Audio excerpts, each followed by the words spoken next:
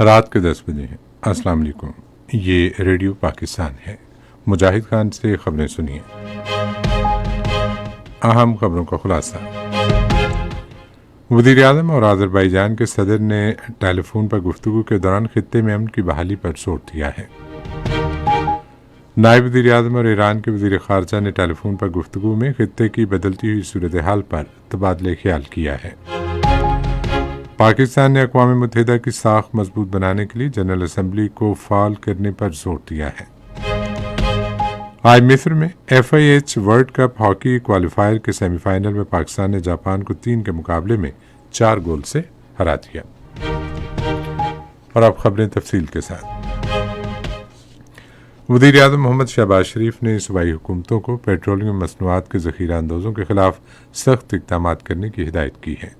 انہوں نے اسلام آباد میں پیٹرولیم مصنوعات سے متعلق اعلیٰ سطح کے اجلاس کی صدارت کرتے ہوئے کہا کہ مصنوعی قلت پیدا کرنے کے مذموم عمل میں ملوث پیٹرول پمپس کو فوری طور پر بند کر دیا جائے اور اوگرا کو چاہیے کہ ان کے لائسنس منسوخ کر کے ان کے خلاف قانونی کارروائی کا آغاز کریں۔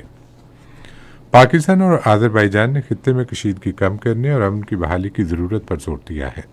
ان خیالات کا اظہار آج وزیر اعظم شہباز شریف اور آذربائیجان کے صدر الہام علیوف کے درمیان ٹیلی فون پر گفتگو کے دوران کیا گیا۔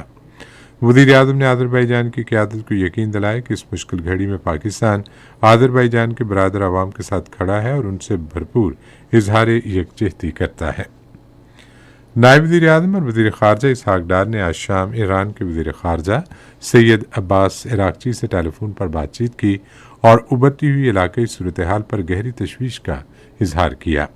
فریقین نے تازہ ترین صورتحال پر رابطے میں رہنے پر اتفاق کیا۔ پاکستان اور ترکیہ نے توانائی کے شعبے میں دو طرفہ تعاون کو مزید مضبوط بنانے کا فیصلہ کیا ہے۔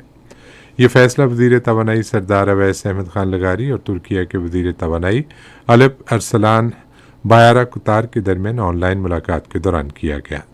ترکیہ کے وزیر الپ ارسلان نے کہا کہ ترک سرمایہ کار پاکستان کے بجلی کے شعبے میں ہونے والی پیش رفت پر گہری نظر رکھے ہوئے ہیں اور انہوں نے نجکاری کے عمل میں نمایاں دلچسپی ظاہر کی ہے۔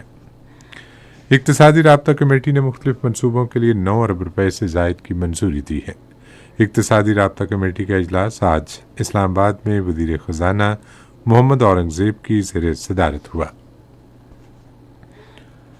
آپریشن غضب للحق کے دوران اب تک 527 افغان طالبان کارندے ہلاک جبکہ 755 سے زائد زخمی ہو چکے ہیں۔ وزیر اطلاعات و نشریات عطا اللہ تارڑ کی جانب سے اپنے ایکس ہینڈل پر شیئر کی گئی تازہ معلومات کے مطابق 237 چوکیاں تباہ کر دی گئی ہیں جبکہ مزید 38 چوکیوں پر قبضہ کر کے انہیں ہماری سیکیورٹی فورسز نے تباہ کر دیا۔ پاکستان نے اقوام متحدہ کی ساکھ کو مضبوط بنانے کے لیے جنرل اسمبلی کی تجدید کو ناگزیر قرار دیا ہے۔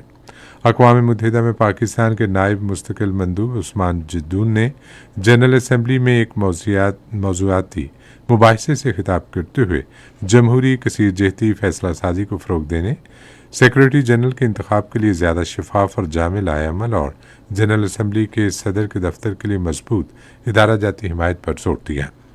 سفیر نے کہا کہ سیکرٹری جنرل کا انتخاب اقوام متحدہ کے سب سے اہم فیصلوں میں شامل ہے کیونکہ سیکرٹری جنرل کی قیادت تنظیم کی ساکھ، افادیت اور اخلاقی اتھارٹی کو شکل دیتی ہے۔ انہوں نے کہا کہ پاکستان اس بات کی حمایت کرتا ہے کہ انتخابی عمل کے دوران جنرل اسمبلی کا کردار مضبوط اور رکن ممالک پر مبنی رہے۔ بھارت کے غیر قانونی زیر قبضہ جموں کشمیر میں بھارتی حکام نے امریکی اسرائیلی جارحیت اور مودی حکومت کی فضائی پالیسیوں کے خلاف احتجاج روکنے کے لیے سری نگر اور دیگر اضلاع میں مسلسل چھٹے روز بھی کرفیو جیسی پابندیاں برقرار رکھیں۔ کشمیر میڈیا سروس کے مطابق کل جماعتی حریت کانفرنس نے امریکی اسرائیلی جارحیت اور مقبوضہ علاقے میں مودی حکومت کی جانب سے عائد پابندیوں کے خلاف جمعے کی نماز کے بعد پرامن مظاہروں کی اپیل کی تھی۔